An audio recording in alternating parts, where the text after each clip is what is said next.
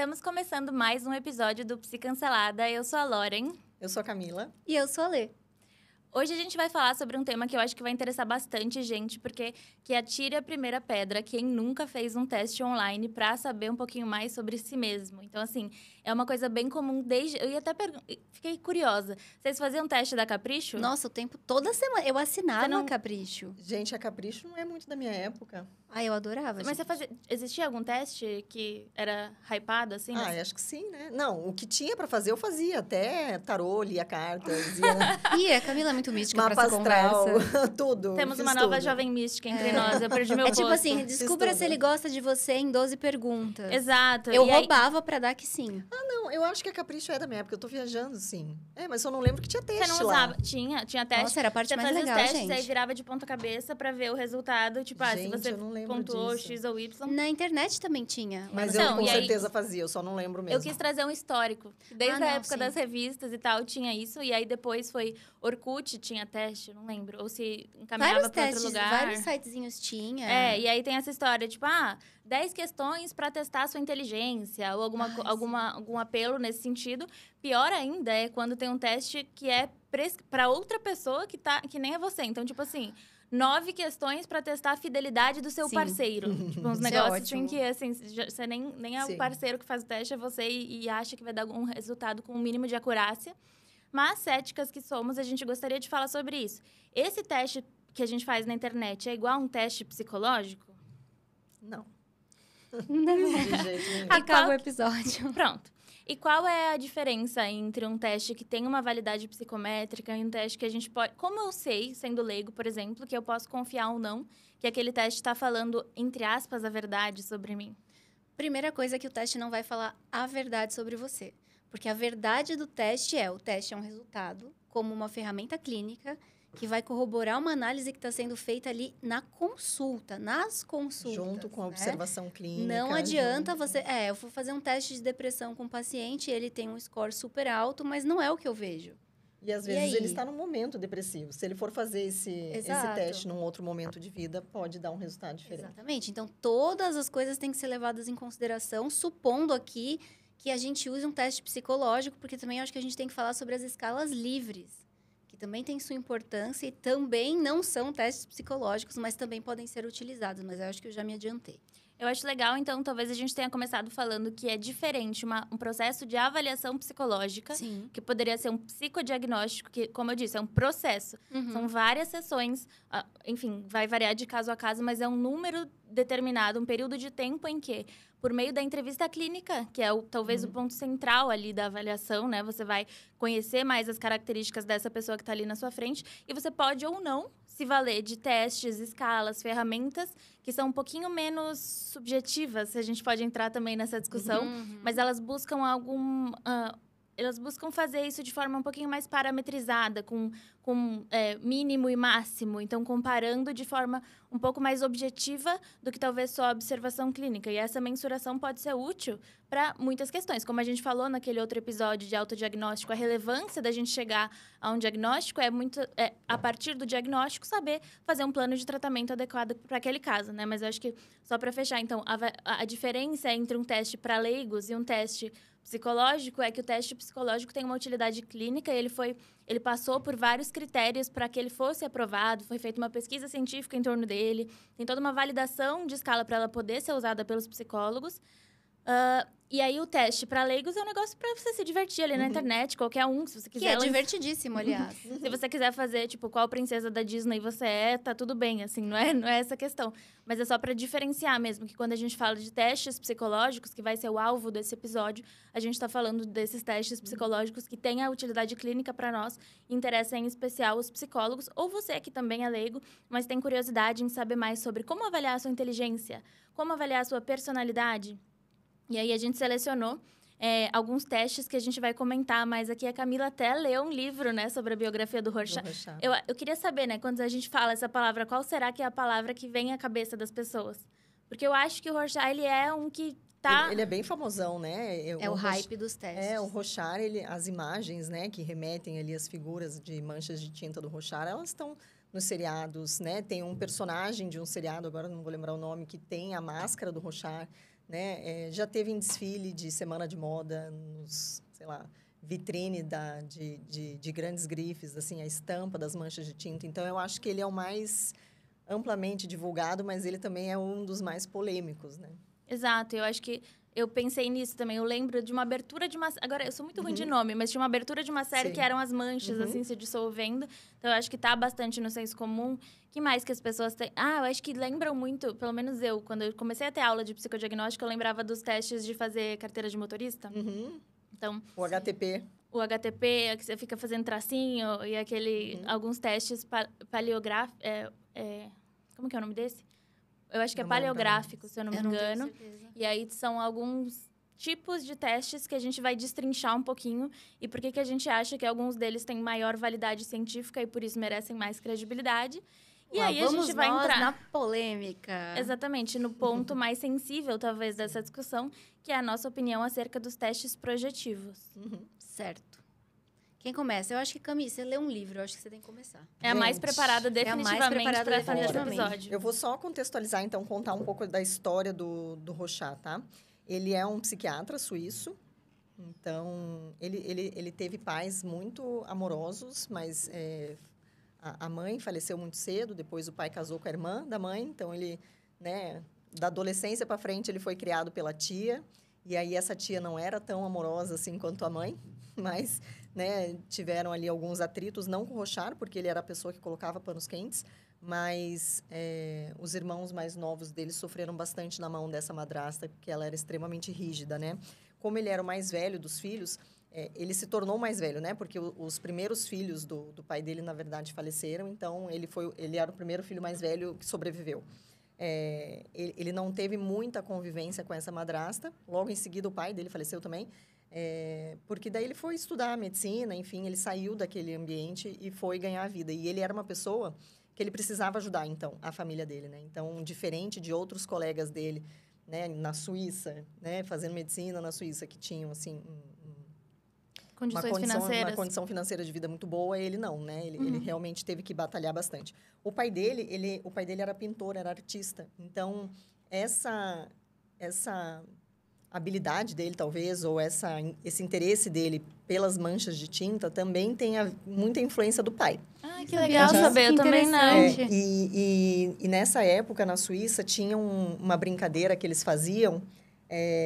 Tem um nome de uma brincadeira, agora eu não vou lembrar o nome exatamente da brincadeira, mas que eles faziam um borrão de tinta, e aí as pessoas tinham que adivinhar o que era. E aí ele fazia tanto isso que o apelido dele na faculdade era o nome da brincadeira. Então, ele sempre brincou de mancha de tinta. Tá. Né? E aí, ao longo, né, da carreira dele, ele trabalhou em vários hospitais psiquiátricos e ele fazia muita pesquisa sobre percepção e interpretação subjetiva e ele atendia muitos esquizofrênicos. Ele era pautado, obviamente, pelas ideias da psicanálise, né? Porque era a mesma época que Freud estava super em evidência.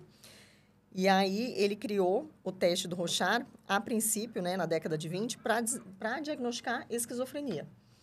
Então, ele percebia que as pessoas, né, os pacientes psiquiátricos que eram expostos às manchas de tinta, quando eles eram esquizofrênicos, eles tinham umas respostas, assim, completamente desorganizadas, né?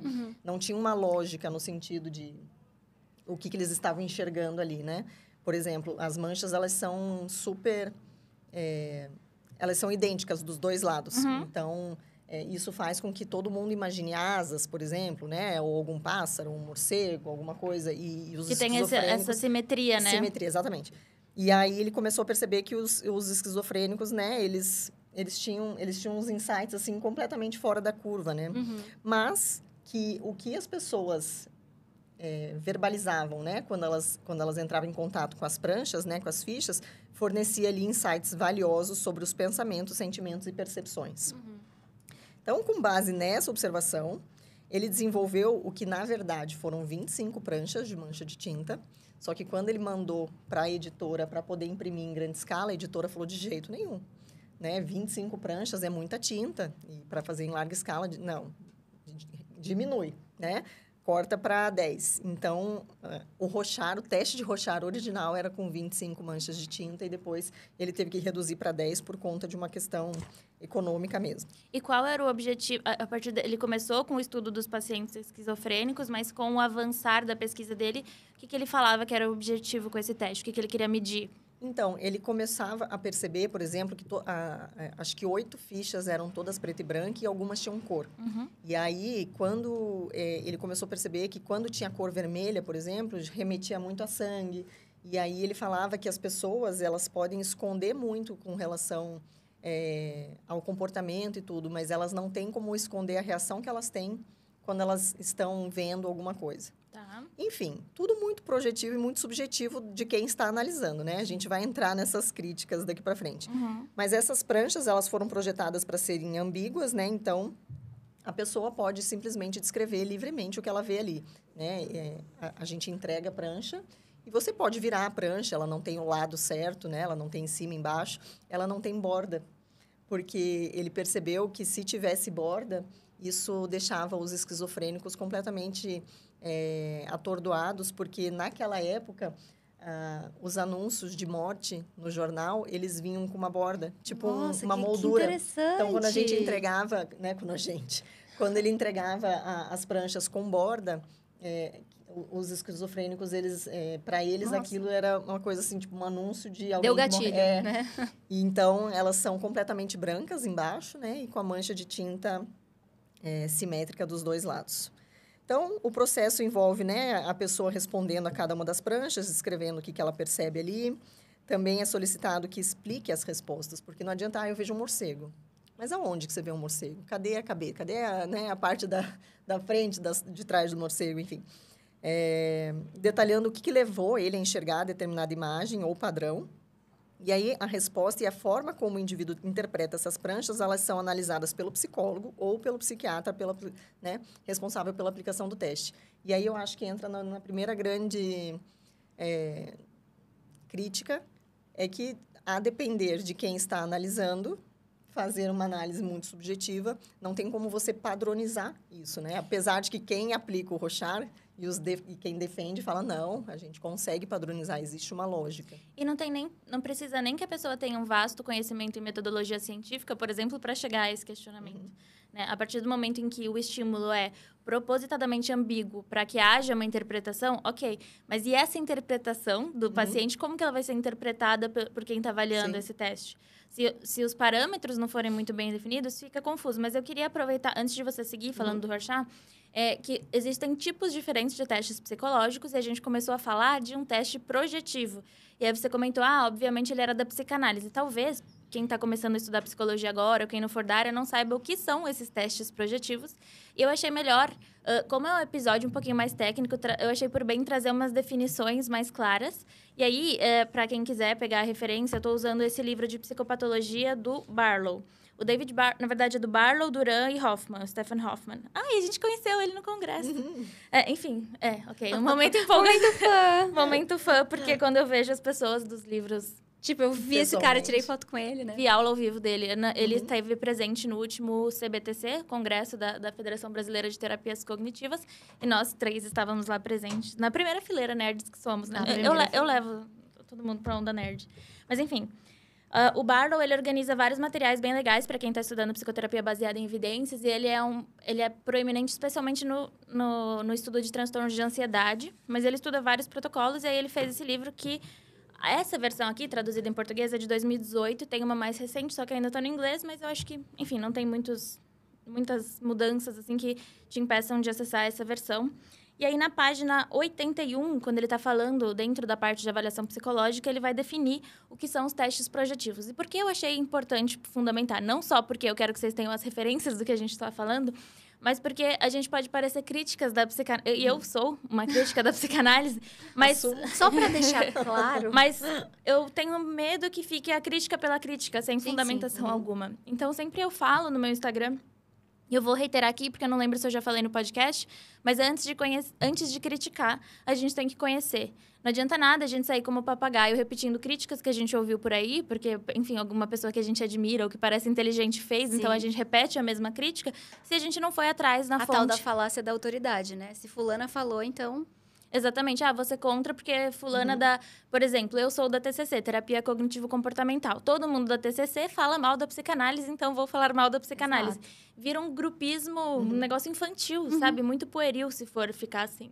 Então, eu acho... Inclusive, eu já volto pro livro, mas enquanto você estava falando, eu fiquei pensando que desde que eu comecei a estudar psicologia baseada em evidências e eu fui desenvolvendo esse lado meu cético, eu me fecho um pouco para coisas que não são do universo da PBE.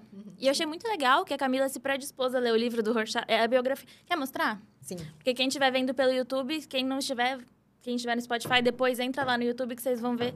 Achei uma edição muito bem edição da feita, Dark inclusive. Side, É né? lindo. É Dark Side. É lindíssima a eu amo os livros da edição. Dark Side, amo. Olha, mostra pra sua câmera ou eu mostro pra mim? Deixa só eu achar uma prancha aqui.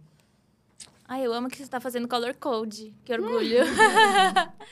Bom, então, uma das pranchas... Dá pra ver bem na câmera? Dá. Na verdade, o que todo mundo fala, né, é que... Mostra de novo, porque aí eu vou... Mostra, fica mostrando. Mostra mais. É isso.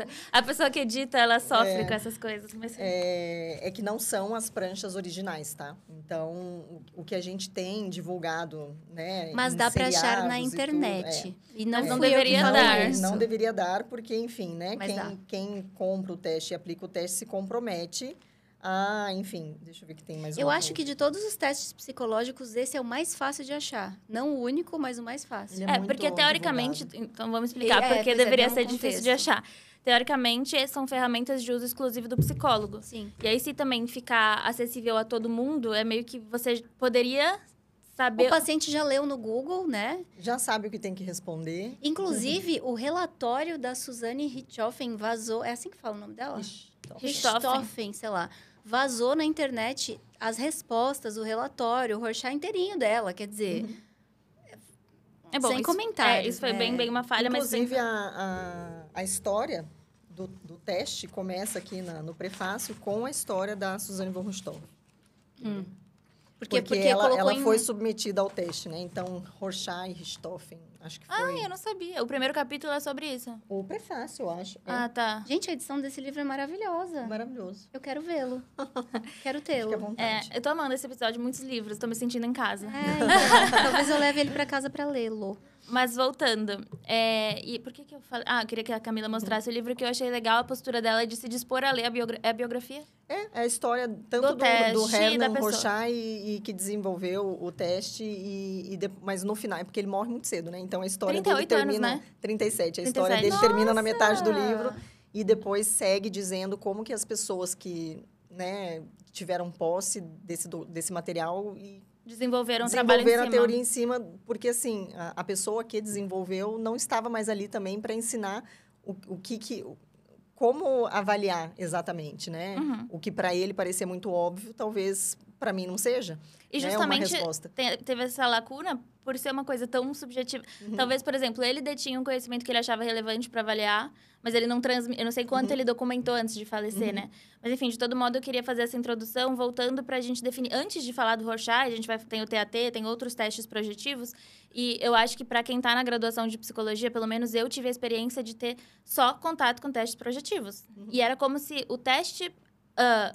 Na minha graduação, eu gosto que a gente use esse espaço para falar de coisas que não te contaram na graduação. Então, assim, o que não te contaram na graduação é que existe muita discussão no campo científico sobre a cientificidade do Rorschach e de outros testes projetivos. Justamente um dos motivos pelos quais isso acontece é o ponto que a Camila trouxe, de haver um teor subjetivo muito significativo, e isso dificulta, né, a padronização, que é uma coisa importante em testes psicológicos, mas também porque a base que sustenta o pressuposto que está por trás dos testes projetivos é uma teoria que nunca foi provada. Então, assim, quando a gente fala de psicanálise, a fundação, a história de id, ego, id, eu, super-eu, né, hoje com essa terminologia, nunca a gente teve um corpo de evidências robusto o suficiente para mostrar que isso existe. Mas, enfim... Ele era bem bonito. Rochá era Ele é bonito. lindíssimo, Ele era lindíssimo. lindíssimo. Não sei se a câmera consegue Não, captar. isso conta também no livro, que as pacientes dele eram... ele era tá aqui. assediadíssimo Ah, é pelas sério? pacientes. Tá, aham. pessoal, procurem no Google, porque, infelizmente, mas o cara era bem gato. Ele Mas é lindo. tá. Ele parece muito Brad Pitt. Inclusive, se alguém for dar Google no nome dele, vai ver várias fotos dele do Podiam Brad fazer Pitt um lado a lado. filme, assim. né? Da biografia dele com o Brad Acho que Pitt. seria Apesar bem que acho que o Brad Pitt interessante. já tá velho. Mas, vamos lá. Vimos como... Eu vou ler um trechinho aqui. Vimos como Freud mostrou presença e influência nos processos inconscientes e nos transtornos psicológicos. Nesse momento, devemos perguntar... Se as pessoas não estão cientes de seus pensamentos e sentimentos, como nós as avaliamos? Então, fica difícil... Então, no pressuposto da psicanálise, esses testes seriam uma forma de acessar o inconsciente dessas pessoas para que ele pudesse ser avaliado. E aí, isso vai ser um pouco diferente quando a gente está falando em psicologia baseada em evidências, porque o entendimento já parte de um pressuposto muito diferente. A gente não está tentando acessar inconsciente nenhum quando a gente está fazendo a avaliação, mas enfim. Aí, para lidar com esse problema, os psicanalistas desenvolveram medidas de avaliação conhecidas como os testes projetivos. Eles incluem uma variedade de métodos nos quais estímulos ambíguos, e por isso que eu queria trazer essa palavra que a Camila trouxe, as figuras de tinta não podem ser coisas muito objetivas, porque, segundo eles, deveria haver uma margem para criatividade, que seria o inconsciente ali entrando, né? Estímulos ambíguos como figuras de pessoas ou coisas são apresentados à pessoa que é solicitada a descrever o que vê.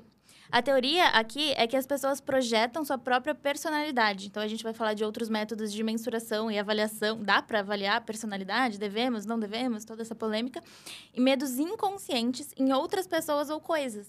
Então, no caso, nesta mancha, ao ver um morcego, por exemplo, ela poderia estar depositando, né, projetando parte da personalidade Que dela. ela é o Batman. Que ela é o Batman, talvez.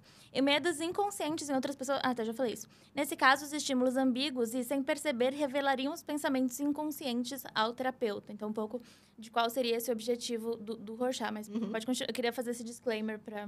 Boa. Então, né, como eu falei, ele faleceu super jovem, aos 37 anos, de apendicite. Nossa, E- que morte besta. Besta. E ele ficou uns 3 dias com dor em casa, demorou para buscar tratamento. Ô, judiação. Enfim. Mas o trabalho influenciou demais, né, a psicologia e a psiquiatria, e ele ainda é usado aí como uma ferramenta, né, em contextos clínicos e jurídicos. Sim. É louco, né? Eu trabalhei em delegacia já e eu já trabalhei com, né, um breve período de tempo como assistente técnica e precisei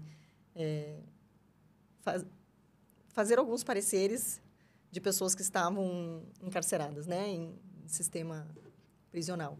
E você não consegue fazer um parecer só com a sua observação clínica, só com a entrevista clínica, observação Eles clínica. exigem os testes. Eles exigem testes para fundamentar a sua hipótese ou os resultados. Então, a gente parece... É engraçado, né? Porque o sistema jurídico, ele valida muito mais o que um teste fala, porque para eles é como se... Não, se o teste disse, beleza.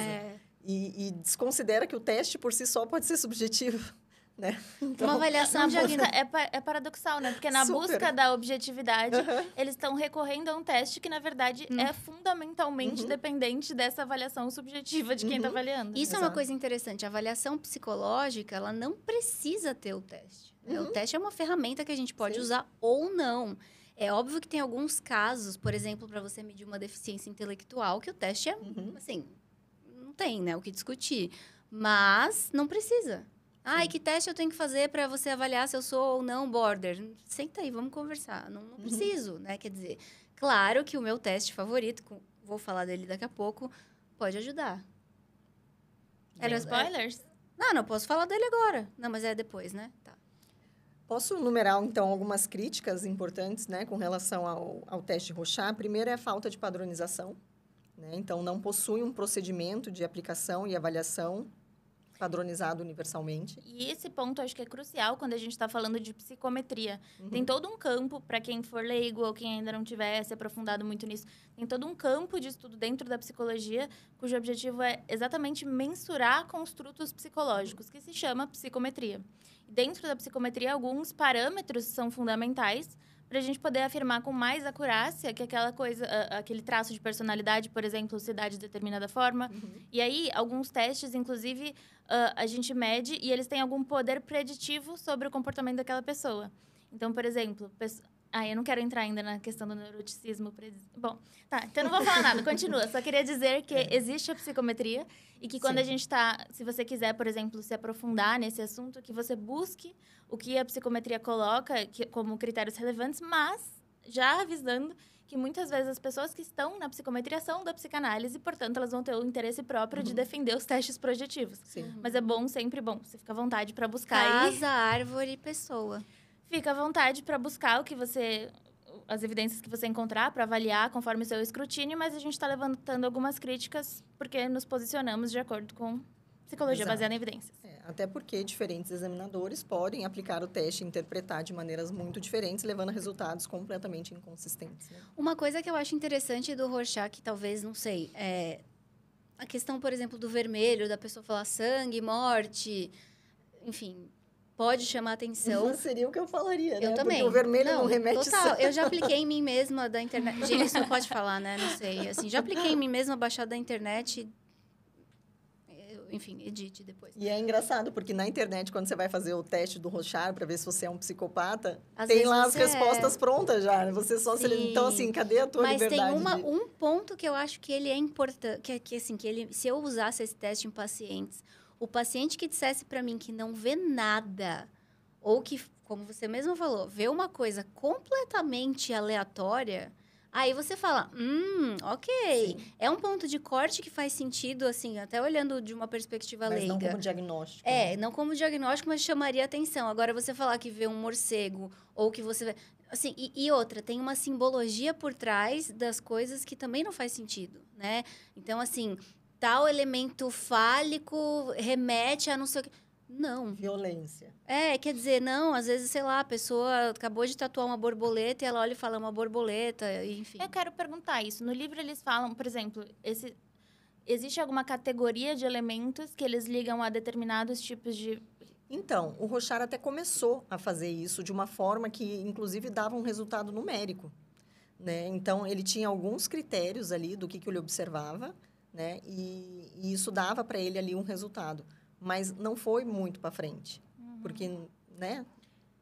Eu vi que depois que ele faleceu também tem uma evolução, entre aspas, do teste, que é o sistema compreensivo. Você vai falar disso? Não. Não. Depois que muitas discussões acerca da confiabilidade, da validade do teste levantaram, aí tem esse cara que foi o John Exner, que fez uma versão padronizada do teste. Então, acho que nesse after, que vira um outro teste, mas chama sistema compreensivo. Mas ainda hoje em dia, o que é mais amplamente utilizado e ensinado nas disciplinas dentro das faculdades é o teste sem esse critério numérico e sem esse manual, vamos falar assim, que permita uma avaliação mais padronizada, que é o teste de Rorschach. Eles colocam aqui que os 3 mais utilizados ainda hoje dos testes projetivos são o Rorschach, original que você está falando, o teste de apercepção temática, que o TAT, e o método de completar sentenças. Você pode seguir.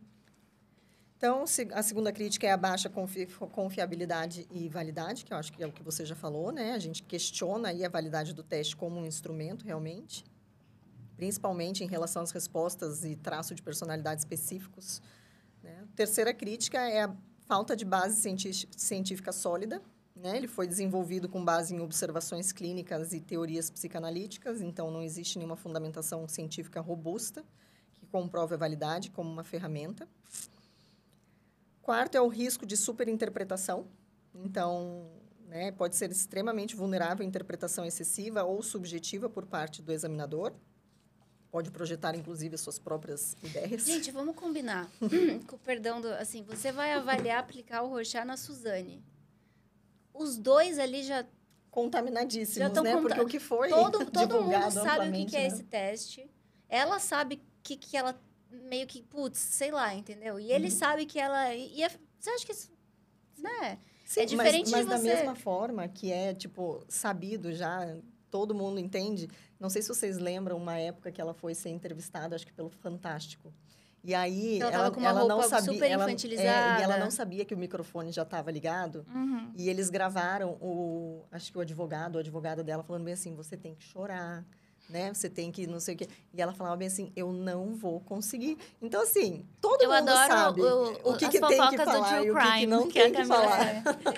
Mas vocês não não lembram disso? Não. Nossa, Eu lembro, eu já li o livro advogado sobre tava ela, eles é lá muito no legal. cantinho, o microfone ligado, e o advogado falava bem assim, tenta chorar, tenta mostrar emoção, não sei o quê, tipo, porque o que eles queriam convencer? Que ela era uma menina, uma pirralha, inocente, ingênua, o namorado a convenceu, enfim. Tem né? filme, E ela tem entrou livro. nesse... Vamos deixar... Lembra que a gente tinha um negócio de indicação de filme que a gente nunca Esse mais fez? filme, se a gente for falar do filme da Suzane, é um filme brasileiro com a Carla Dias. Inclusive, ela está magnífica, porque eu acho ela muito bonita. Não sei, é minha crush brasileira. Que é O Menino que Matou Meus Pais e Tem A as duas Menina versões. que Matou Meus Pais. E eu São amei dois essa filmes. história de fazer... Eu achava que era série, mas eu via os dois, né? São dois filmes. Mas eu amei essa ideia Cada um de de uma fazer perspectiva. perspectivas diferentes. Porque você Sim. vê, assim, é constituído uma narrativa completamente diferente sim. quando é pela Uhum. perspectiva deles e quando é pela perspectiva delas. Então, a pessoa em cima do muro adorou ver exatamente... Eu também adorei. Eu olhei e falei, os contextos, o que Sim. cada um usou como Sim. enfim, desculpa, né? Do que eles tinham feito e tudo mais. Mas... Quinta, são 6 críticas, tá? A quinta é a limitação da capacidade de diagnóstico. Então, ele pode não ser eficaz para diagnósticos precisos ou condições específicas de saúde mental. E muitos profissionais também argumentam que outros métodos de avaliação psicológica, como entrevistas clínicas estruturadas e outros testes psicométricos, são muito mais adequados para esse fim. A gente concorda. E a sexta crítica é o custo e o tempo. A interpretação e a aplicação adequada do teste requerem um treinamento extenso, especializado, e isso torna o teste ainda mais custoso, demorado em comparação com outros instrumentos de avaliação, enfim. Né?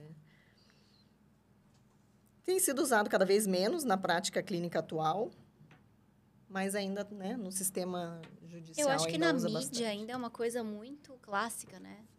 Para o público leigo. E eu acho que faz sentido, porque é muito legal você olhar e falar, nossa, figuras, o psicólogo... É bonito, como né? Vamos aquele- descobrir o que tem dentro de mim, o né? psicólogo O que como meu- aquele o que meu ser inconsciente me místico fala. que vai pegar você e vai falar, não, peraí, isso que você tá me falando significa que você gosta de brócolis. Ah, como assim? e assim, não é isso. Não é assim. Sim, eu acho que mexe com um lado nosso que, assim, cognitivamente, a gente tem um esforço o tempo inteiro de compreender e ordenar as coisas. E a gente é muito bom em criar narrativas e dar causa e efeito para as coisas e querer explicar racionalmente tudo o tempo inteiro. E por mais que eu seja fã da racionalidade e entenda como ela é uma coisa... A cognição, a inteligência, diferencia a gente, por exemplo, de outros animais e faça com que a gente faça feitos incríveis, etc., eu também entendo que o exagero dessa busca pela racionalidade pode levar a gente a criar explicações onde não tem. Então, assim, uma coisa que era pra gente buscar uma explicação, na verdade, a gente vai pro caminho oposto, que é até dar explicação demais. Criando correlações, aliás, criando até causação, a ideia de causa e efeito. E que, eu me comporto desse jeito porque a minha personalidade é assim, porque o teste falou aquilo XYZ sobre mim. E não é bem assim. Primeiro que o teste, na verdade, é uma fotografia e a gente é um filme, né? Sim. A gente está em constante movimento. Ele vai capturar, ainda que seja um bom teste, Não necessariamente é uma boa fotografia, né? De repente é uma câmera lá de 1980. Exato. Então, assim, validade, confiabilidade, padronização. Ainda que seja um teste que siga esses 3 critérios. Uhum. E tenha, né, uma sustentação científica que permita uma fotografia um pouquinho melhor, ali, 4K, nem 8 ainda, mas, enfim, a gente é um filme, né? É muito difícil a gente ficar preso demais a esse resultado, porque ele pode ser limitante, mas ele tem sua utilidade clínica, então... Sim. Então, aqui, fala um pouco do porquê que ele escolheu, né, algumas fichas. Tinham mais do que 2 coloridas, mas, né, caíram algumas na hora de imprimir. E a escolha fundamental que ele considera foi o vermelho, né? Como qualquer pintor, Rochat sabia que essas cores quentes aproximavam o observador, enquanto o azul, outras cores frias, afastavam, né? Então, nessas manchas de tinta, o vermelho confronta o examinado com mais agressividade do que qualquer outra cor, exigindo que ele reaja ou suprima uma reação. Que louco, né? Eu acho que a gente entra um pouco na história da psicologia das cores, que é uma outra coisa que, assim, não tem evidência nenhuma. Tem um teste que chama as pirâmides de Pfizer. Não é Pfizer. Pfizer é da vacina, né? As Não, mas eu sei qual você está falando, são coloridinhas, né? E você pode montar elas do jeito que você quiser. Você presta atenção na ordem que a pessoa faz. De fato, existem algumas coisas interessantes. Eu já apliquei esse teste em estágio. É interessante você analisar o padrão que a pessoa faz, a cautela com que ela monta, a lógica como ela coloca os quadradinhos ali. Mas o manual em si é uma coisa que parece que é brincadeira. Tipo, a pessoa fez uma pirâmide preta, branca ou cinza, acabou. Aí Eu já apliquei esse teste na cadeia. Sempre tem aquela observação. É claro que isso não é objetivo, mas assim, gente... E a minha pirâmide foi toda laranja. Então, quer dizer, eu sou uma pessoa feliz, espontânea, incrível, maravilhosa e ótima. Só que não. Enfim. Eu concordo com o teste. Eu concordo, acho que o teste e por outro lado, algumas... Porque são 3 pirâmides, você faz, impacta a ordem com que você faz. Se você começa de baixo para cima, de cima para baixo, as cores impactam também. Então, tem algumas coisas no resultado do meu próprio teste, por exemplo. Eu adoro me aplicar teste, né? Já que eu vou aplicar nos pacientes, eu vou pegar e aplicar em casa, eu vou pegar e aplicar em mim também. Enfim. Não façam isso em casa. Isso não quer dizer que a validade é a mesma. Pelo amor de Deus, gente. Eu tô brincando de fazer teste com um instrumento que eu uso para trabalhar. Mas é óbvio que se eu fosse fazer uma avaliação psicológica, eu não ia fazer a minha própria avaliação. É que essas coisas são tão óbvias, mas o óbvio tem que ser dito. Senão vão falar que eu me aplico ao autoteste, enfim. Algumas coisas do resultado, por ele ser tão amplo e tão... Tal cor é uma coisa, tal cor é outra, tal cor é outra. É tipo um horóscopo. Teve coisa ali que eu falei, E aí a gente volta pro viés de confirmação. Nossa, não, os pais... O que é o viés de confirmação? Eu não falei, né? Teve um outro episódio que a gente começou... Se eu falo pra vocês assim, gente, esse bairro aqui é muito interessante, só passa carro azul. Tem muito carro azul aqui. A gente vai começar a reparar. Vocês vão começar a reparar na porra do carro azul. E aí, assim, não é que passa mais carro azul.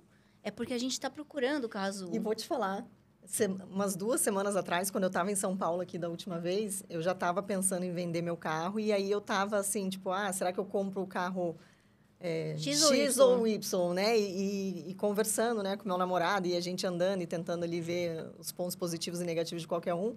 E aí eu falei, brincando para ele, falei assim, Deus podia mandar um sinal, né? E aí a gente só começou a ver carro X e Y na rua. Porque daí passava o X, ele falava, olha ali o sinal de Deus. Exatamente. Aí a gente pegava um Uber, era o Y. Aí a gente descia do Uber, aí Deus tá passava trolando, o X. né? Deus tá e tipo... E eu falava, Deus, você tá de brincadeira. Decide aí, cara. Mas, assim, Deus é libriano. A gente não enxergava nenhum outro carro. Porque a gente só estava reparando no XY, Sim. Né? Mas é isso, é o que a gente fala muito. Quando você tem um pensamento, principalmente se ele é atrelado a uma emoção muito forte, se eu tenho ciúmes e tá me corroendo por dentro, então quer dizer que, deve ter alguma coisa acontecendo. Que, né, e aí a você força vai... da emoção valida. Exato, você vai olhar para a situação e você vai olhar exatamente o que apoia o que você quer acreditar. Porque o que não apoia, você nem vê. Sim. E eu acho muito incrível pensar nisso, em como as emoções... A gente acha... Já caiu por terra esse argumento de que racionalidade e emoção são 100% separados. Porque aquilo em que você está emocionalmente investido, muito provavelmente chama mais a sua atenção. Sim, óbvio. Então, racionalmente, você tem de aprender melhor aquilo que está ali, né?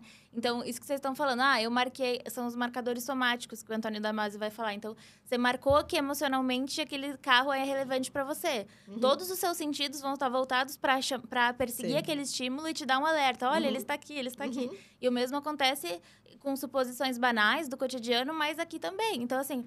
Como a gente está muito ávido, e a gente já começou falando sobre, né? Como todo mundo de brincadeirinha já fez um teste. Sim, é de brincadeirinha, às vezes, mas eu acho que tá subjacente a essa vontade de fazer o teste, uma vontade da gente se conhecer. Quem não quer se conhecer melhor, saber como a gente funciona?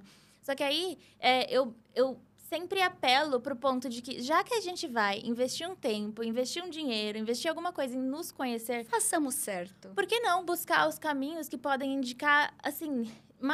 Não vamos saber a verdade absoluta, porque, né, a gente está tentando chegar um pouquinho mais perto do que é e a outra, realidade. não existe a verdade absoluta sobre ninguém, né? Sim. Então, a gente vai chegar um pouquinho mais perto de uma compreensão fidedigna de quem somos.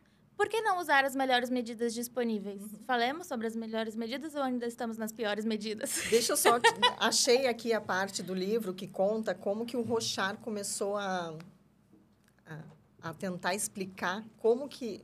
Tentar colocar numa forma que fosse replicável, assim, né? Porque para ele era muito claro o que ele conseguia extrair ali, né, do teste, mas ele pegou e falou que daí quando ele, né, precisava explicar para as outras pessoas como é que ia aplicar e interpretar o teste, ele decidiu que tinham 4 aspectos importantes nas respostas das pessoas que o examinador tem que estar atento, né?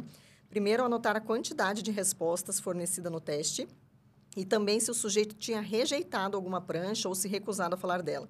Essas eram medidas brutas. Ele descobriu que os sujeitos normais nunca rechaçavam as imagens. Segundo lugar... Eu sou normal, então. Eu não quero falar dessa. Né? Eu respondi todas. Em segundo lugar, o Rorschach anotou também para cada resposta se ele descrevia toda a mancha de tinta ou se ele se concentrava numa resposta específica. Então, por exemplo, chamar a prancha, né? 5, por exemplo, de morcego, era uma resposta global, que ele dava a letra G, né? E aí, se ele... Tem alguns que dá para ver todo um cenário. E aí tinha para alguns detalhes, ele dava a letra D. E aí, para detalhes em comum, ele anotava como DD, né? Uhum. Então, enfim, ele foi tentando criando buscar... códigos para tentar... E é válida a tentativa. Eu acho que a gente pode ir de novo para esse aspecto mais teórico da psicometria, porque para dizer esses 3 nominhos que eu tenho repetido algumas vezes, mas eu acho que é importante para fixar, para entender que o valor da avaliação em psicologia ele vai depender muito desse tripé. Uhum. E aí, o que ele, enquanto eu ouvia, eu fiquei pensando, ele tentando explicar o que ele via e como passar para outras pessoas. Para mim, isso é um esforço ativo de fazer uma padronização, que é a aplicação de certos padrões para garantir a consistência entre medições diferentes. É isso um pouco que a gente está falando de ser mais homogêneo, no sentido de se ler, aplica um teste, vai dar mais ou menos... não, mas se bem que... Aí a gente também pode entrar no confiabilidade, o grau de consistência da medida. Como assim? Eu tô com uma dor de cabeça, e aí me falaram assim, ixi, se dor de cabeça persiste por mais de uma semana, é melhor você... o Google me falou isso. Por conta do... Google. Oi, episódio que a gente fala, o Google é aliado ou inimigo da saúde mental. Assistam esse se vocês... Ou ouçam se vocês ainda não tiverem visto. É o episódio 8, eu acho. Olha só, talvez seja o 8, mas na dúvida, assistam todos. Então, eu vi no Google que depois de uma semana com dor de cabeça intensa, eu preciso ir ao médico. Aí, eu vou no primeiro médico, aí ele fala, faça X. Mas aí alguém me diz, não, é melhor pegar uma segunda opinião. E o segundo fala Y. Falo, X ou Y? Então, eu vou numa terceira opinião de um terceiro médico e ele, não, Z é o caminho ideal. Aí eu falo, se cada um tá falando que eu tenho uma coisa diferente, se eu vou em 3 ou 4 médicos e eles estão me avaliando de forma completamente diferente, o que é de fato que eu tenho? Então, não tem uma medida, eles não estão usando um instrumento bom o suficiente para chegar ali numa aproximação mais verossímil do que aquilo que eu estou apresentando como sintoma e o que está subjacente a esse sintoma. Então, na psicologia e psiquiatria, a gente busca isso o tempo inteiro. Que é, se a gente for em 5 psicólogos diferentes, será que eles vão chegar em diagnósticos aproximados, sim ou não? E a partir desse diagnóstico, será que ele vai saber qual é o melhor tratamento para conceder para a gente? Então, assim, é bem preocupante, caso não haja essa confiabilidade, porque cada profissional trabalhando, mais ou menos cada Na minha clínica funciona. Exato. E aí, esse é o perigo da gente se distanciar da PBE. Sim. Porque você tá com o seu viés de confirmação, com o seu viés de um monte de coisa lá na cabeça. Viés de confirmação na clínica, eu acho que ele é imenso, né? Porque, assim, o dia... Não sei se vocês sentem isso ou se eu sou realmente péssima, mas o dia que eu tô de bom humor e atendo, eu saio normalmente da sessão pensando... Nossa, mas hoje foi muito bom. E aí, o dia que eu tô mal, eu já saio pensando... Semana que vem não volta. Eu sou péssima. Horrível. Foi tudo ruim. Sou uma péssima psicóloga e o paciente vai perceber que eu sou uma péssima psicóloga. E, na verdade, do ponto de vista do paciente, provavelmente o atendimento foi a mesma coisa.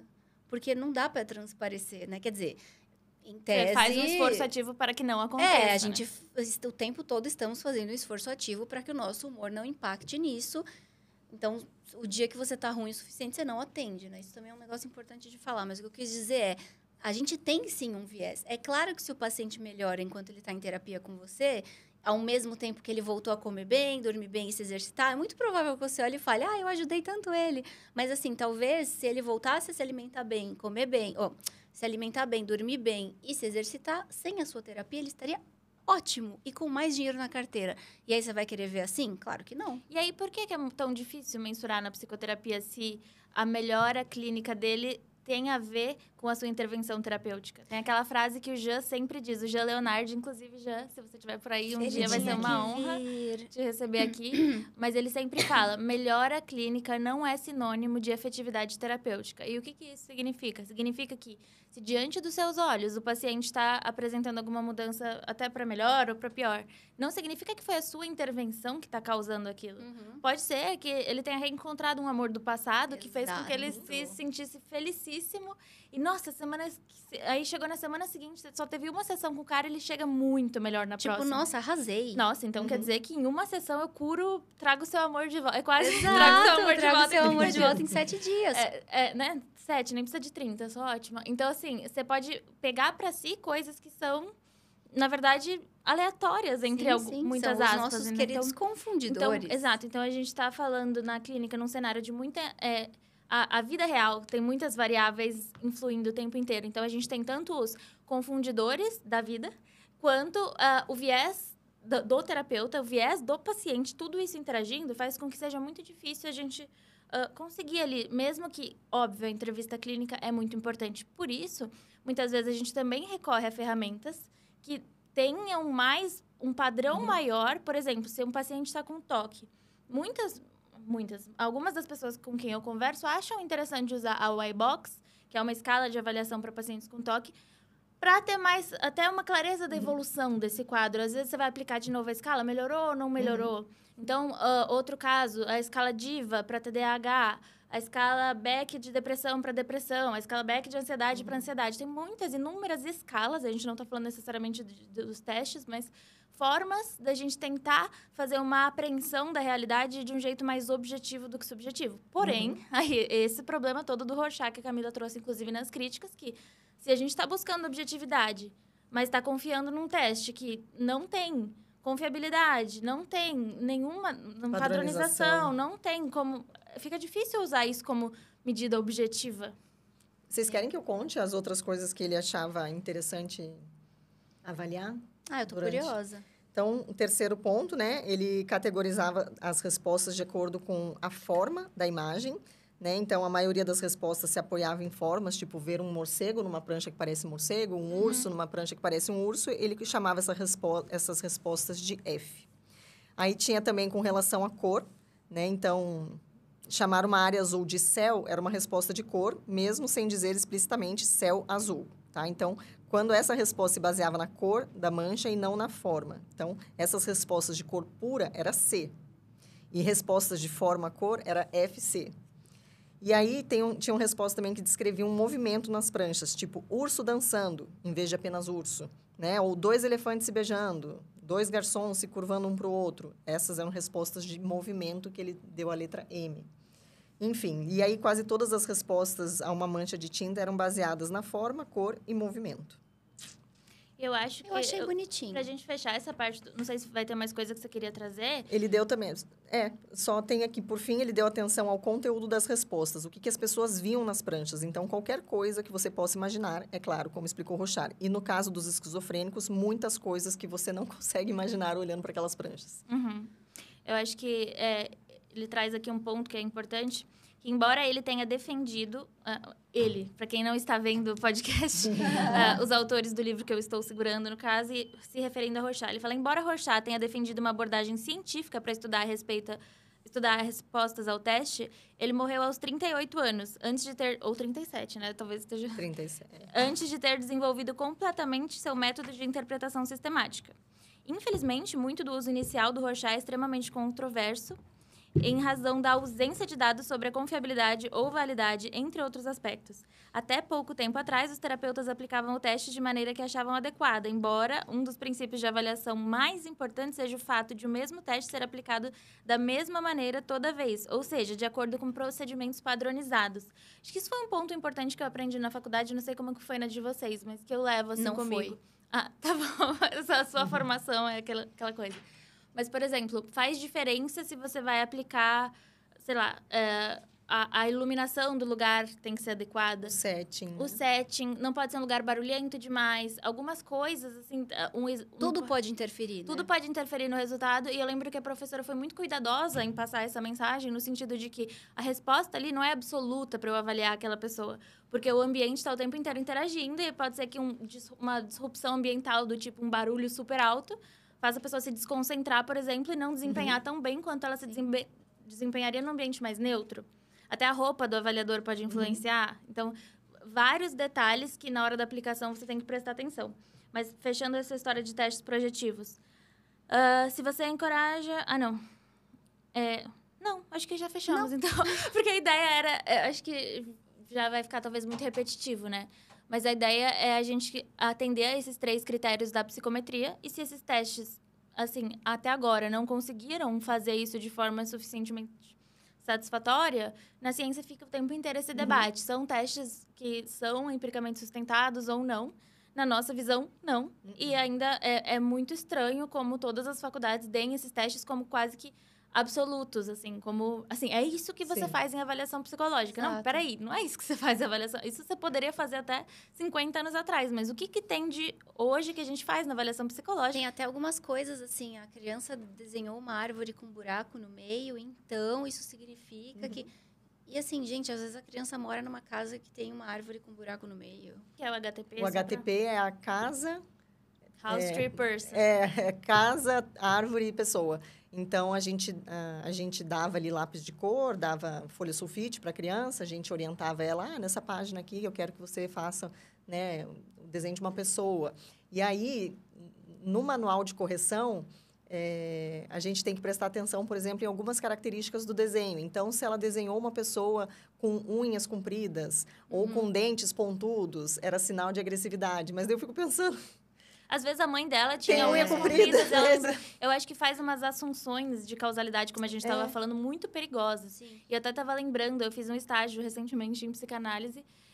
E aí, o professor era muito cuidadoso. E ele é de uma abordagem, parece que mais recente da psicanálise, que toma mais cuidado em fazer esses saltos interpretativos. Então, não é assim, porque o risco... Por exemplo, quando a gente pede para fazer desenho livre mesmo, e tem um avaliador da psicanálise... Se a pessoa faz um traço muito forte, muito repetido, quer dizer alguma coisa sobre a personalidade dela. Inclusive, tinha a cartografia? Não, cartografia é outra coisa. Análise da personalidade pela letra. Isso é uma coisa que foi proibida. Eu esqueci do nome, como é que é, mas eu vou pesquisar depois. Mas é uma prática proibida, inclusive, pelo CFP, né? Sim, porque faziam isso.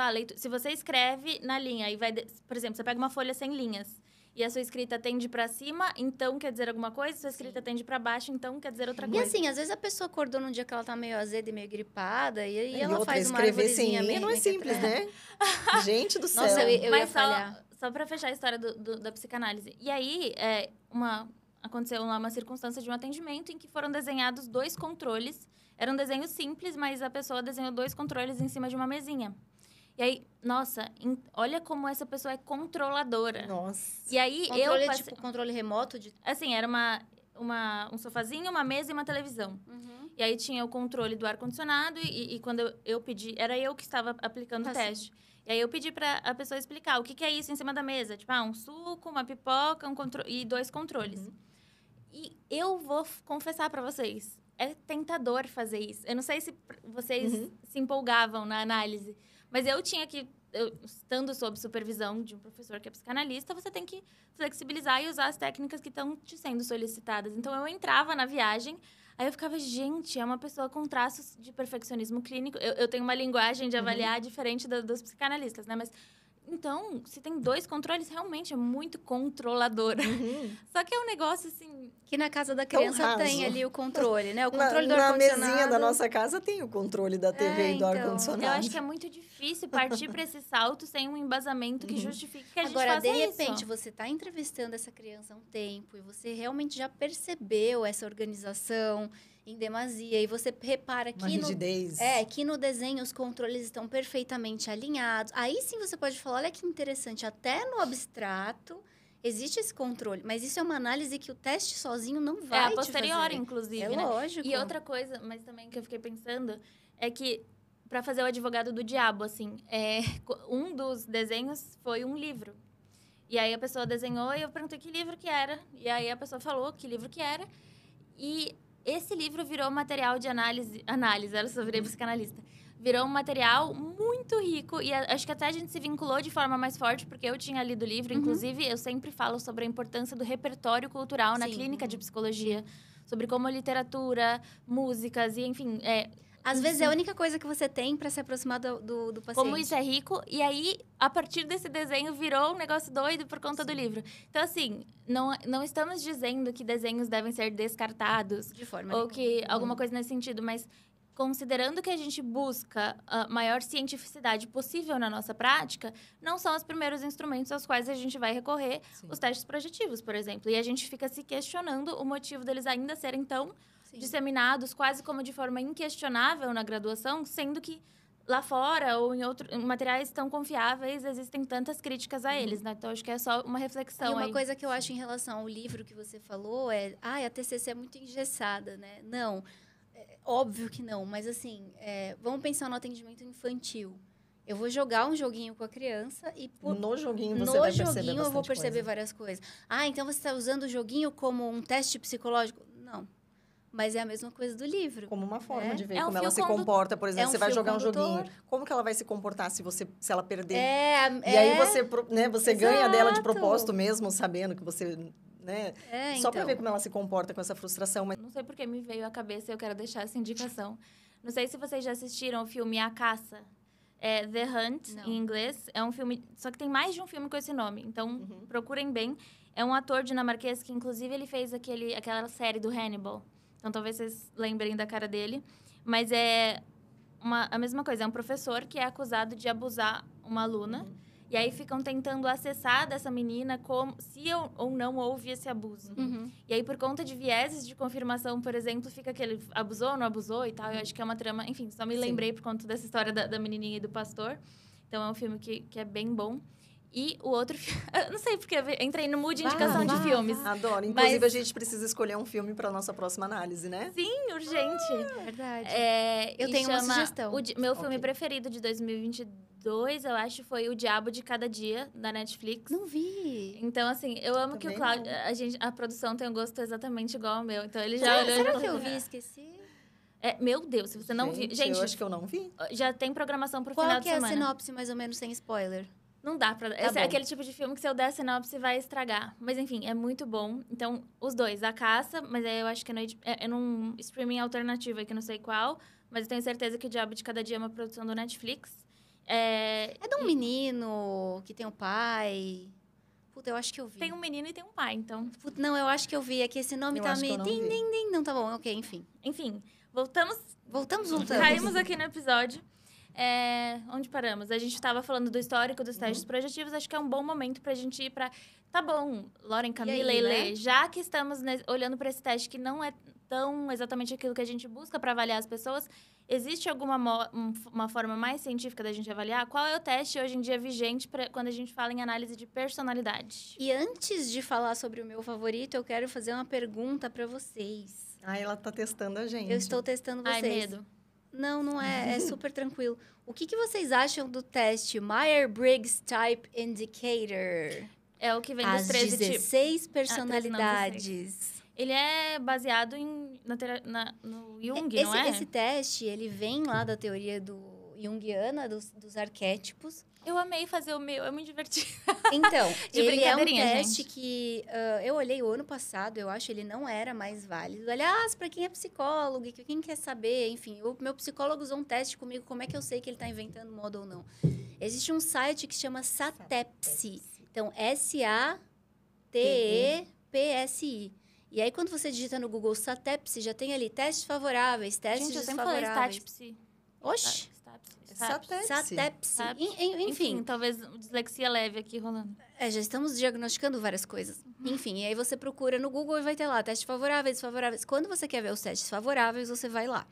E o Myers-Briggs, ele não era válido ano passado. Eu acho que ele estava em época de... Revisão, porque os testes eles têm que ser revisados de tempos em tempos. E agora ele voltou a ser válido.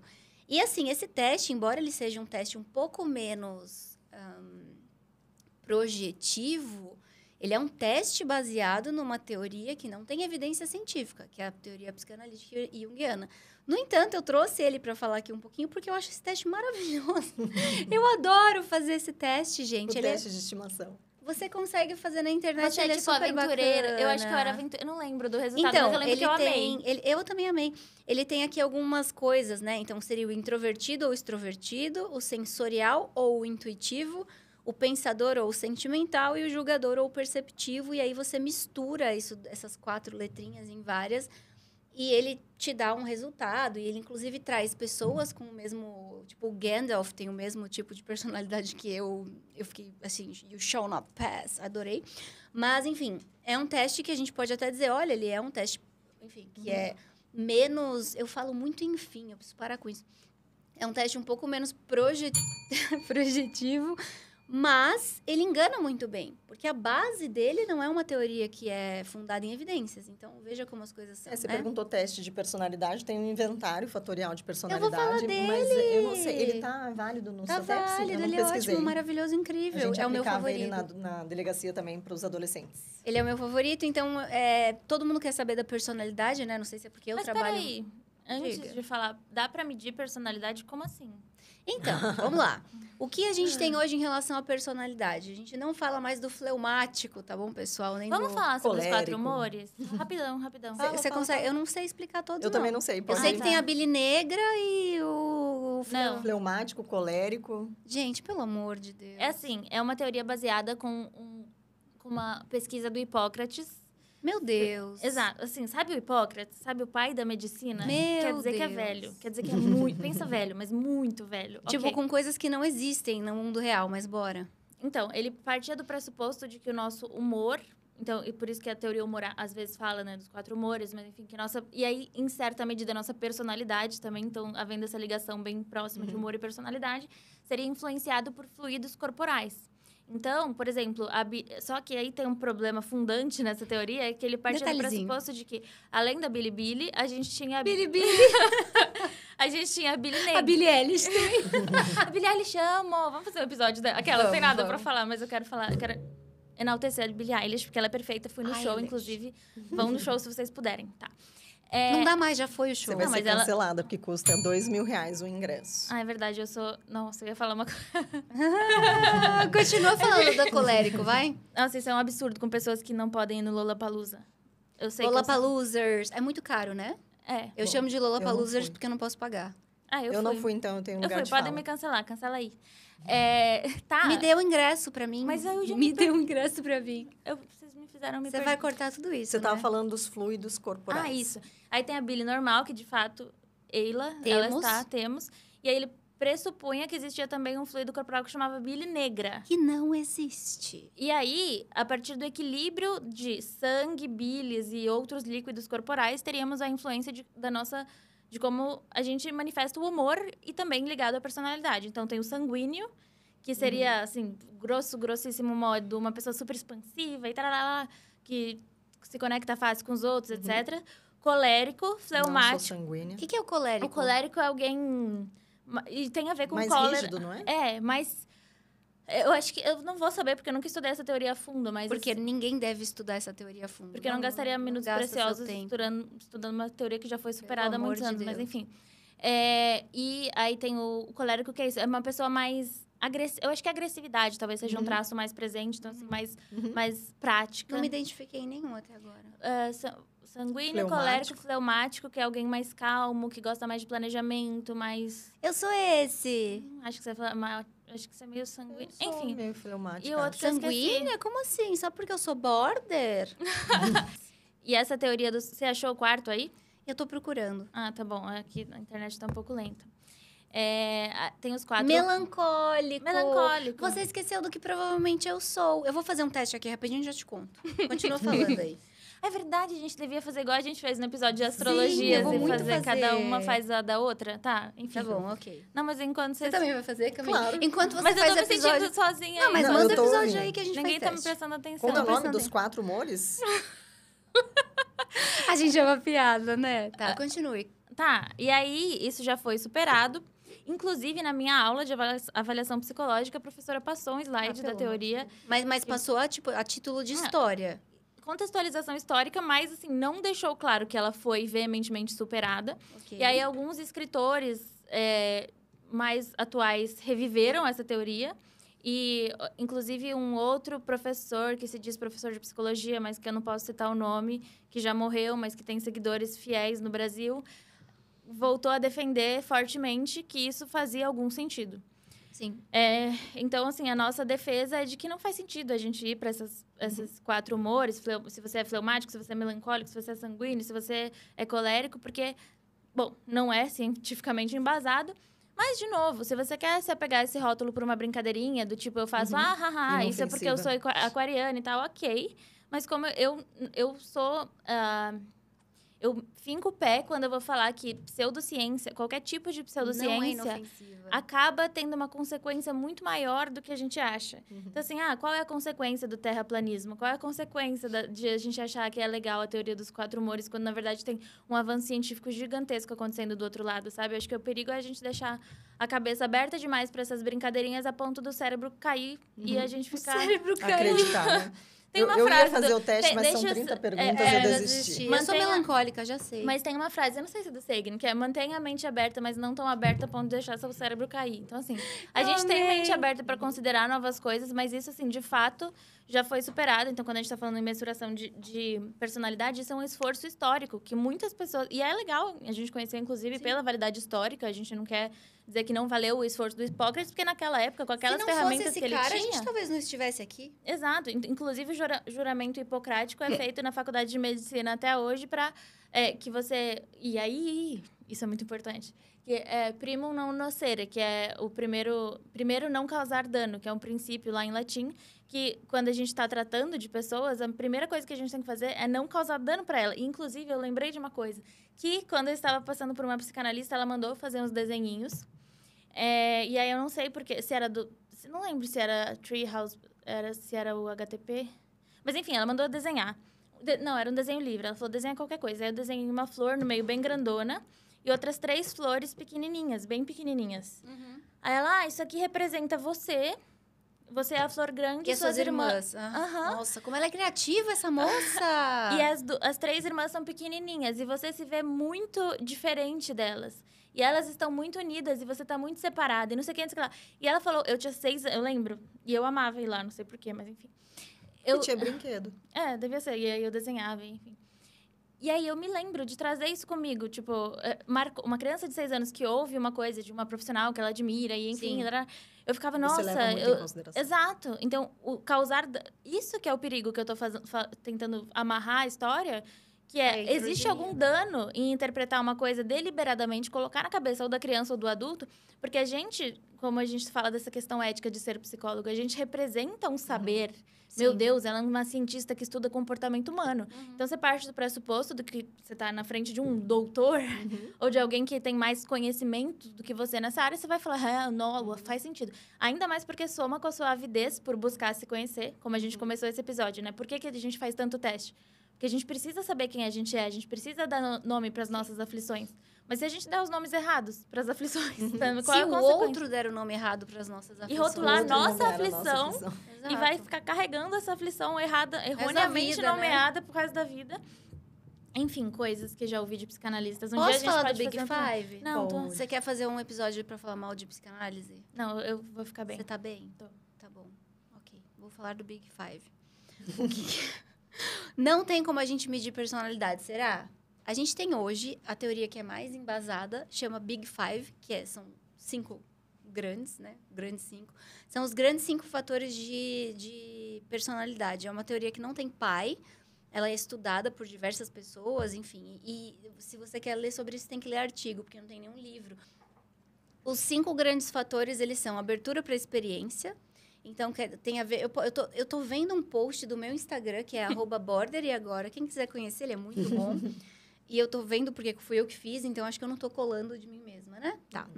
Mas pode colar, tô colando do Barlow. Isso não constitui plágio. Enfim, a abertura para a experiência tem a ver com curiosidade, criatividade, imaginação e disposição para novas experiências. E todos os fatores, e aí vale, antes, né, de explicar todos, nenhum fator é bom ou ruim por si só.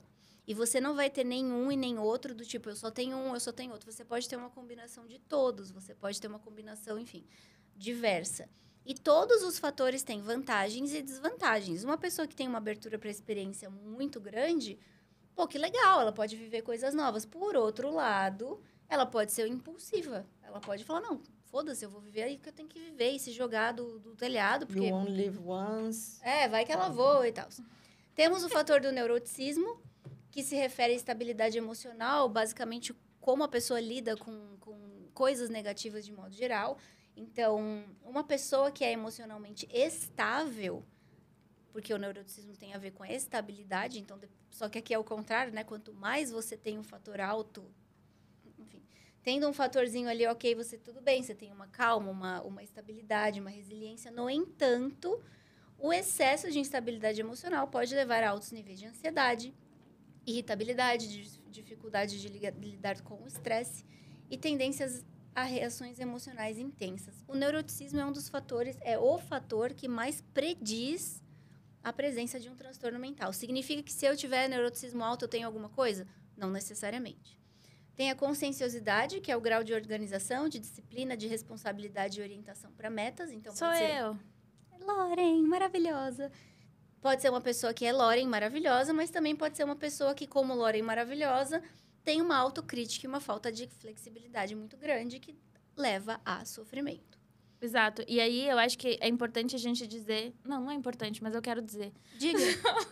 Que o perfeccionismo não é um defeito chique. Não é. Muita gente acha que... tinha aquela história, até uma brincadeirinha, né? Tipo, você chega na entrevista de emprego e não quer falar um defeito real, você fala, sou perfeccionista. Mas é muito problemático ser perfeccionista, porque você pode paralisar, isso mina o seu potencial de execução. E eu digo isso com lugar de fala de uma perfeccionista. Porque por perfeccionismo clínico. Porque por muitas vezes eu deixo de fazer alguma coisa, por exemplo, se ela não vai ficar na execução ideal. E a gente não sabe existe que... o ideal. Exato. E o processo de aprendizagem prescinde de erros. Você precisa necessariamente errar e fazer, e errar. E é assim que você aprende, errando reiteradamente. Se você não se permite errar por causa do seu perfeccionismo, você provavelmente não vai chegar tão longe que você chegaria se você fosse mais aberto às experiências. Então, só para dizer que eu, dando a experiência, dizendo que a consciência... É que cada... tem umas traduções diferentes. As traduções então, são diferentes, é. Eu conhecia por uma outra palavra, que eu nem lembro qual é a palavra que eu fiquei falando que era antes. Era realização. Realização, eu achava que era mais ligada. Mas é que depende da tradução. Exato, dependendo da tradução, porque você pode não encontrar tem esses guia, 5... né? Enfim. você pode encontrar esses 5 fatores traduzidos de formas diferentes, mas só para dar um relato de como a Lê disse, nenhum dos 5 fatores é eu quero perseguir mais esse fator porque ele é melhor ou perseguir o outro porque ele é pior. Não existe isso. Existe o lado bom e ruim de cada um deles. E da quantidade que você tem, né? Exato. Sendo o lado bom, por exemplo, da conscienciosidade, o maior poder de execução, de perseguir metas, de valorizar essa busca por, sei lá, sucesso ou algum, enfim, auto-performance, auto-aperfeiçoamento contínuo, igual eu sempre falo. Mas o lado ruim é, por exemplo, um perfeccionismo clínico. Então, só um exemplo, pode seguir. A amabilidade tem a ver com a disposição para ser cooperativo, amável, compassivo e empático. E é muito legal você ser uma pessoa que tem amabilidade, porque você é gentil, você é amigável, você ajuda os outros, e, enfim, você tem interações positivas. No entanto, se você tem esse fator muito alto, você pode ser uma pessoa submissa, você pode ser uma pessoa tonta. Tem o meu lugar de fala, tá? Eu também. Nossa, Camila... Todas somos amáveis. Não, mas Camila, eu sou... como assim? Você não é nada tonta, você... Eu sou submissíssima, eu acho. Eu não vejo nada disso, Também Camila. não. Camila, eu acho que você tem... Eu engano bem. Eu acho que você tem transtorno de personalidade antissocial. Tá diagnosticada. Porque, assim, ela é muito fake. Falciane. Poker face. Eu engano bem. A extroversão, que é o grau de sociabilidade, assertividade, entusiasmo e busca por estímulos externos. Então, a confiança, a forma que você é extrovertido, isso pode ser muito bom, mas em excesso você pode ser aquela pessoa meio sem noção, aquela pessoa que não consegue lidar com a solidão e com momentos de introspecção. E só um outro parênteses, que enquanto a gente ia brincando, tipo, esse sou eu, não quer dizer que quando você faz... Bom, você vai explicar isso mais pra frente, vou né? Explicar. Tá bom, então não vou dar spoiler. Não tem... Na verdade, esse teste... E aí, assim, de novo, você pode fazer esse teste no Google... Calma. Você pode procurar no Google teste Big Five. Você vai achar vários sites que fazem. Inclusive, curiosamente, alguns sites têm resultados muito parecidos com o resultado do teste original. E espero que eu não seja cancelada por isso. Não significa que é o teste correto, né? Porque o teste correto ele é mais extenso, ele tem uma forma de ser aplicado, enfim. E ele também conta com outras coisinhas aqui. Ele tem subescalas. Então, ele tem comunicação, altivez, dinamismo, interação social, amabilidade, pró-sociabilidade, confiança nas pessoas, ponderação, prudência. Enfim, são várias coisas. Ele dá um relatório bem legal, assim. Particularmente, eu tenho uma planilha que eu montei que fica com os gráficos. Eu adoro. Fica lindo. Mas, enfim. E esse teste, ele não é também... Eu esqueci o que eu ia dizer, você tinha me perguntado alguma coisa em relação a... Eu tinha começado a explicar que você não vai ter ou um fator tá, ou outro. Sim, Como sim. que você avalia esse mix de fatores? Exato, você avalia esse mix de fatores exatamente avaliando o mix de fatores, né? Por exemplo, eu sou uma pessoa que o meu neuroticismo, ele grita ali no meu teste. É, tipo, absolutamente, absurdamente maior que tudo. E aí você olha e fala, será que essa menina tem alguma coisa? Tenho. Mas, normalmente, a pessoa pode ter um teste balanceado, pode ter um teste onde seja muito alto. Uma pessoa muito ambiciosa pode ter ali o fator muito alto de... A gente acabou de falar, gente. Realização, conscienciosidade.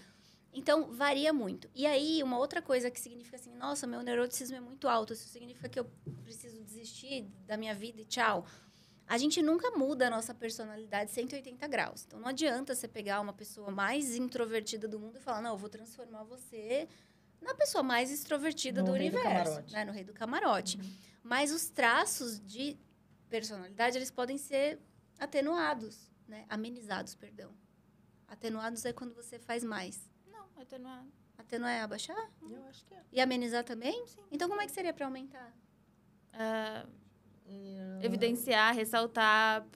Isso foi eu adoro quem tem vocabulário. Então... Eu travei.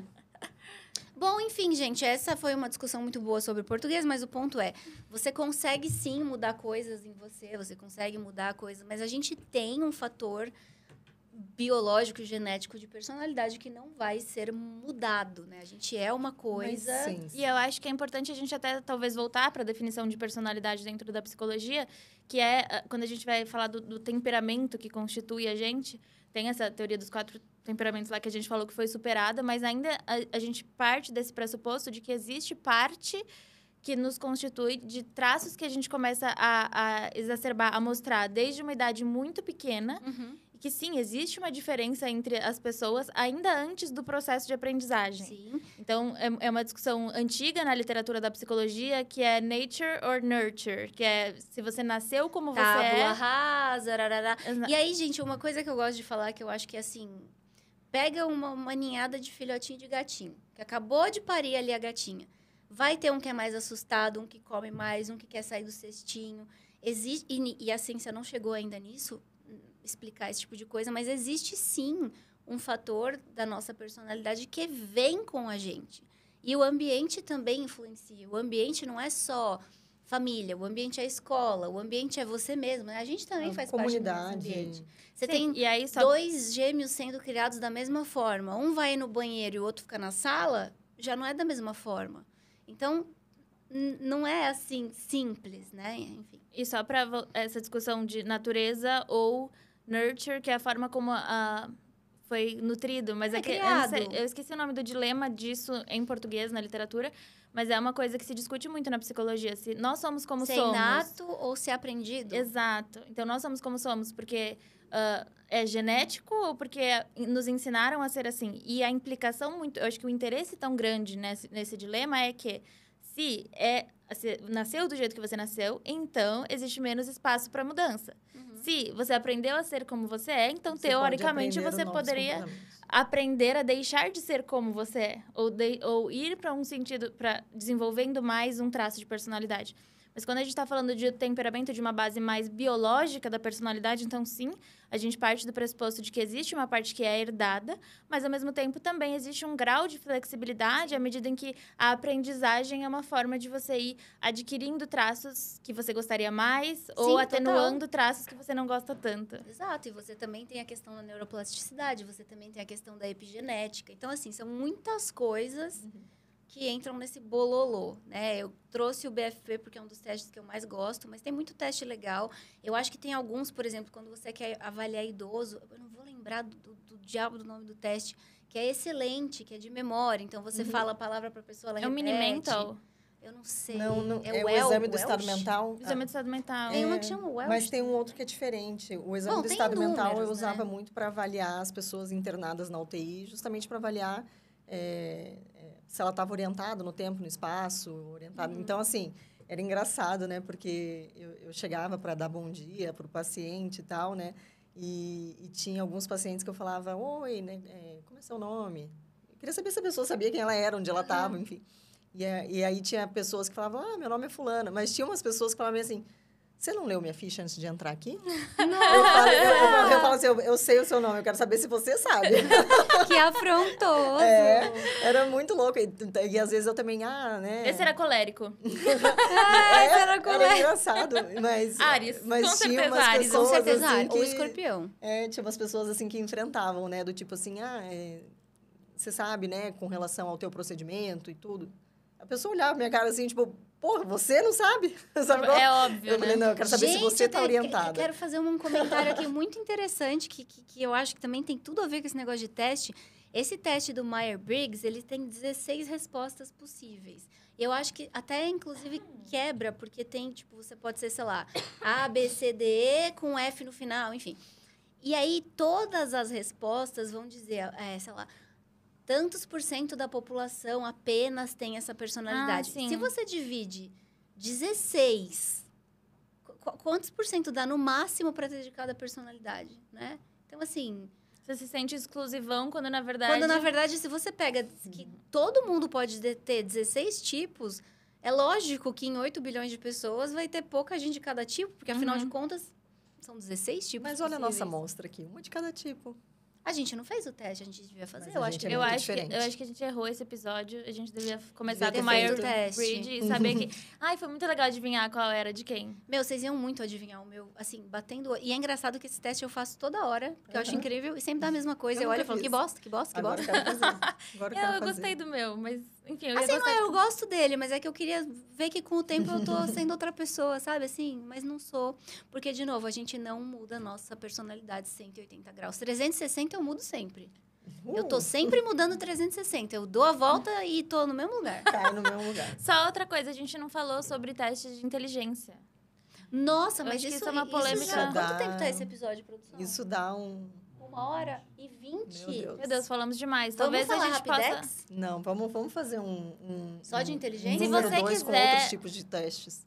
Porque Dá pra- assim, a inteligência é uma grande validade... polêmica. O surgimento do teste de QI já é polêmico por si Exato. só, né? Então, vamos fazer assim. Se você quiser que a gente fale sobre QI, inteligência, dá pra mensurar a sua inteligência? Tipos de inteligência, Tipos de tipos de inteligência. aprendizado. Será que eu aprendo melhor lendo, Ai, eu vendo quero muito filmes? fazer esse. Meu, isso eu acho que é uma das falas. Bom, Enfim, se você quiser saber sobre isso, comenta. Porque se não comentar, não vai ter. é isso. Porque a gente Nossa, trabalha que- sob demanda. Braba. Tô muito brava, porque eu sou... Como é que eu sou? Mas Colérica. mas a gente... Não, eu sou melancólica e tô triste. Então, eu tô... Mas a gente é obediente. Pediram Pediram, teve, o- pediram. É verdade. Esse episódio... O nascimento... Foi pedido. Ai, eu anotei o nome Esse da, foi da pedido. pessoa e esqueci de Mas, agradecer. pessoa, muito obrigada. Eu vou deixar nos comentários. Eu vou dar um Em jeito algum de lugar. fazer a pessoa saber que foi por causa do seu comentário que esse episódio existiu. Sim. Então, se você assiste a gente, se você tá gostando do conteúdo, não deixa de indicar novos temas aqui nos comentários. Ou se você tá vendo pelo Spotify, vai lá no YouTube conversar com a gente. Porque a gente adora essa interação e ajuda a gente a fazer conteúdos que façam mais sentido pra vocês também. Interage na plataforma, dá um like. Inscreva-se no canal. Comenta se você é sanguíneo, colérico. Ou fleumático. Gostaríamos de qualquer saber. outro. Ai, já esqueci de novo. Ou Procura psicopata, se você fez o teste do Rorschach. Tem aquele lá, só psicopatas conseguem preencher. Esse no Instagram aparece direto. Eu lembro de um negócio muito idiota, que era, tipo, não sei se fazia no colegial, era assim...